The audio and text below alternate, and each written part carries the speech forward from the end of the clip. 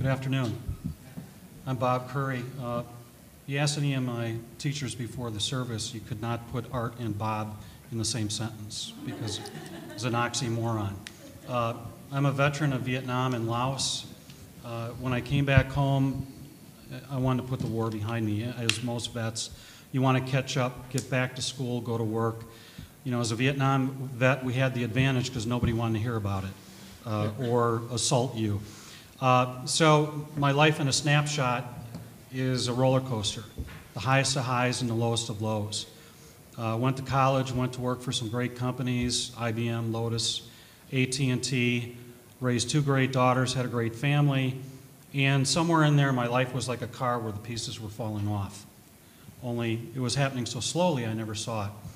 When the Gulf War hit, it was like somebody snapped something in my head, and the nightmares, the flashbacks became constant. I started drinking, became an alcoholic, and I started writing. I started writing all my anger. I could let that out on my arm, and I could put down that everything that had happened to me in those wars. And along with that, the drinking continued, the weight loss, the weight gain went on. My daughter had said that, you know, she expected me to die. It was either from my drinking or my heart. When 9/11 happened in Iraq and those war drums beating, my life totally snapped, literally to a crash. My family became homeless. I went into the VA, and the doctor said 100% PTSD, poster child.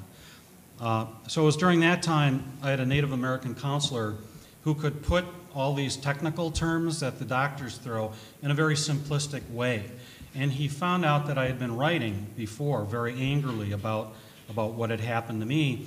And so he made sure that I finished my book, that I had to put my journey, explain that my story was coming out of my arm. And when I finished the book, it was like a demon had been lifted off of my shoulder. When you have a second chance at life, you kind of reevaluate where you go. So myself and some combat vets got together and we formed Dry Hooch, which is a veterans peer-to-peer nonprofit in Milwaukee. The idea was train combat, kind of like the Vet Center was a long time ago before it became homogenized by the VA, where veterans could talk to other veterans, where us older vets could talk to our younger brothers and sisters and help finish the sentence or tell them that happened to me. During that time, I came into Lisa's name, and I don't even know how that happened. Sometimes there's divine providence in all of our lives, or absent-mindedness as you grow older. And I knew that art was going to be a therapy that was going to be very important.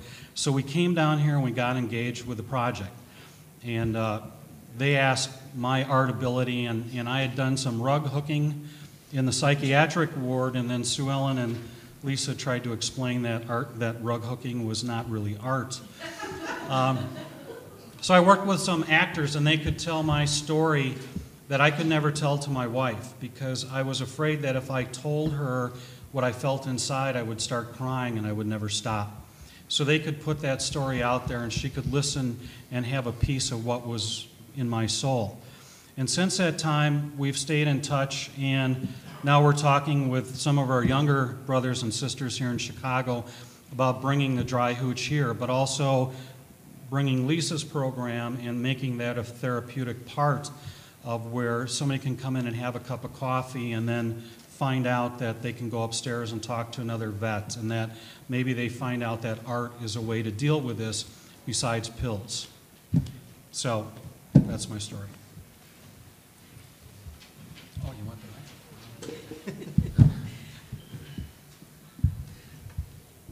Can you hear me okay from here?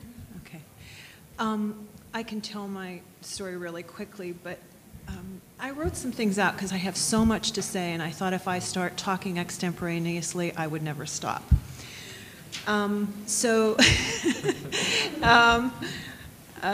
What I'd like to do is I would like to address resilience, particularly, and how the arts can provide a bridge for veterans to regain resilience. How can meaning-making found in the arts provide a bridge to life that once again has meaning, and provides connections vital to well-being. And please note my use of well-being versus survival, because our vets deserve to reclaim a sense of well-being versus survival. And you might think that this claim is a bit grandiose given the grip that PTSD has on the lives of our veterans and their families, but I have seen the creative ways in which the vets in my blue-collar working-class family, I've seen the ways in which creativity has worked, and it helped heal the men in our family.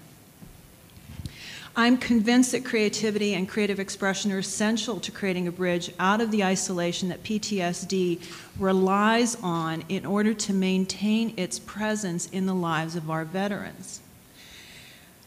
And I would just want to we've talked about it already, but just expand the notion of the arts, which I think, hook rugging could actually be. I mean, I can go there. I can go there.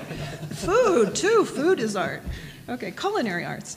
But includes painting and drawing and sculpture and video and time-based arts, web-based arts, social media, performance, dance, music, writing, all the arts that were mentioned here today. One of the hallmarks of resilience is the individual's capacity to engage with the environment. It's one of the questions we ask when we're working with children, and what is it about this child that, given everything they have been through, makes it possible for them to engage with their environment? There's usually some identifiable socio-biological factors that contribute to their resilience, and they're each as unique as the individual. But the ability to engage with the environment is essential to surviving and hopefully then flourishing. So how do we help our vets get around this wall of isolation that PTSD imposes on them? And we know that the function of this isolation is sometimes to protect their loved ones from more suffering imposed upon them and thus more isolation on the part of the vet. So creative expression takes the raw experience of suffering and transforms it. It literally gives form to the formlessness of dissociation. It makes meaning where there is no meaning. It makes the intangible tangible, the ineffable effable, the unspoken spoken, and it gives meaning to what has no meaning. Most important, I think, is that creativity holds the tension between the polarities of these experiences. It is in this tension that artistic expression holds that new possibilities emerge for meaning. One of the casualties that we never talk about in PTSD is one's imagination. Creativity can help to restore imagination, and with that, dreams, aspirations, wishes, hopes are possible, along with clinical gains of achieving goals and acquiring skills.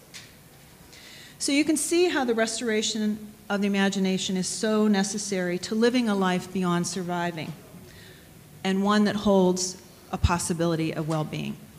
Thank you.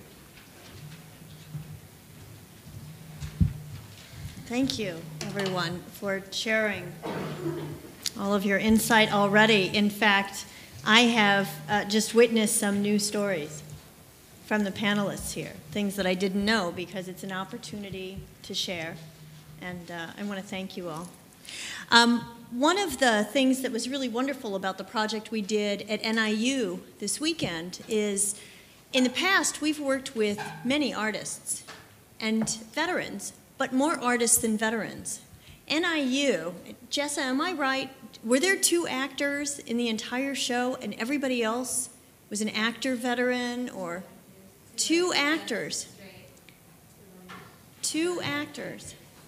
And the rest of it, the rest of the people involved are veterans. Some of them didn't even know they were going to participate 24 hours before. And they got up and they were there for their brothers, and they participated. What